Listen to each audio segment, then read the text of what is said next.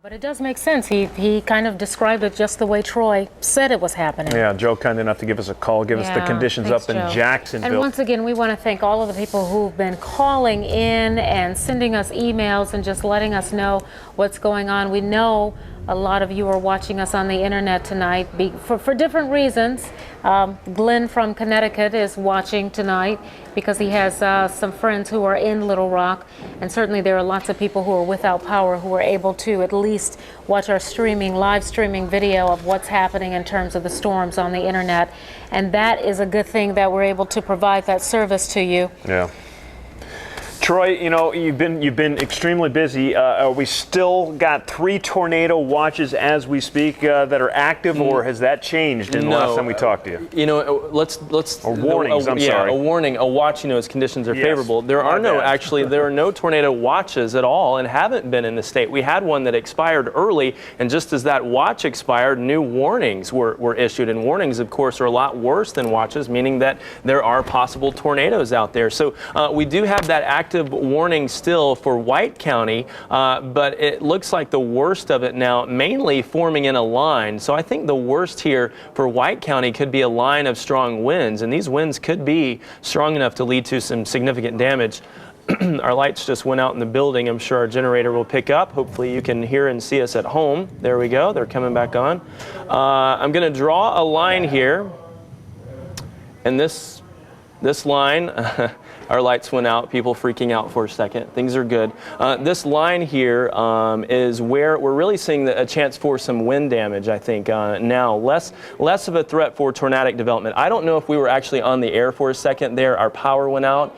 And I look at my monitor here, and it's just popped on. So if you missed us, we were just talking here about what's happening in White County. Our power's back on, lights are back on. Searcy there, and east of Searcy, all the way down to parts of Lonoke County. I've drawn this white line. That is where we're seeing sort of a bowing echo here, a bow echo, where there is probably some significant wind coming through in that big line, and less of a threat for tornadoes as that line continues to track off to the entire. So the wind threat has certainly not died down whatsoever over the past few minutes, but that threat for tornadic development begins to look like it's going down just a little bit. That does not mean that we won't see more rotating storms, but it looks like the main threat for that is starting to go down.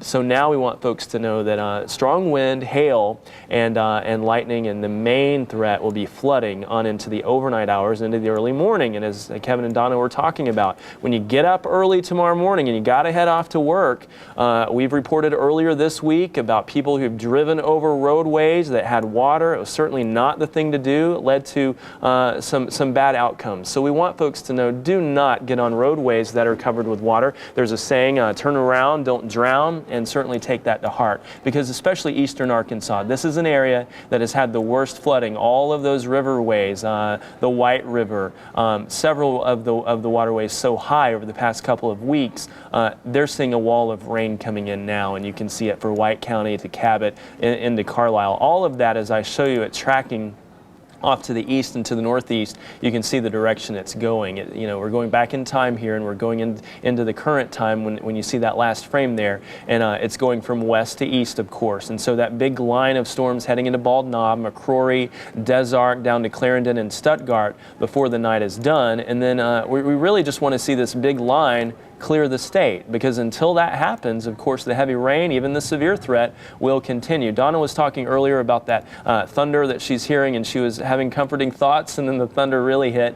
This is what we're seeing down right here where we are in Pulaski County, West Little Rock. There's the thunder and the lightning all impacting us. Heavy rain, we're hearing it right on top of our building now. So where you see those yellows and those reds, that's where the really heavy rain is coming down, and that's the big threat right now, that really heavy rain. And look, Benton and Bryant getting pounded again from really heavy rain, but the good news is they're not seeing any real tornadic development. But a lot of lightning. As we turn lightning tracker on, we're going to see a lot of that just lighting up the screen there. See the lightning strikes? That's a ton of lightning with all of these storms that move through, and we're going to continue with that overnight tonight. Even the possibility of some penny-sized hail or even larger, but these are some big storms, and it may be hard to sleep tonight, Donna and Kevin, because of all this thunder and lightning that we had, but we just hope this tornadic threat continues to go down down so that we don't see any more of this significant damage. I hear you, Troy. Thank you very much. We continue to get emails from our viewers, and we are very appreciative of these emails. And some of these emails are even coming from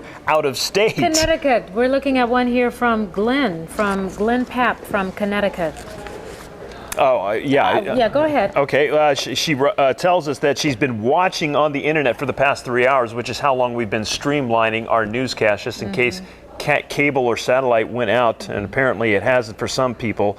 She says, I have 2 friends visiting Little Rock who are staying at a hotel near the Cloverleaf, the I-630-430 interchange. She says, I was on the cell phone with them at the height of the first wave, and from their elevated vantage point, they could see for some distance, and Troy, listen to this, saw 3 separate funnel clouds as they exploded transformers and lit up the sky. She was able to relay our reports here at Fox 16 to them from Connecticut because their cable went out, and she was communicating with them via cell phone.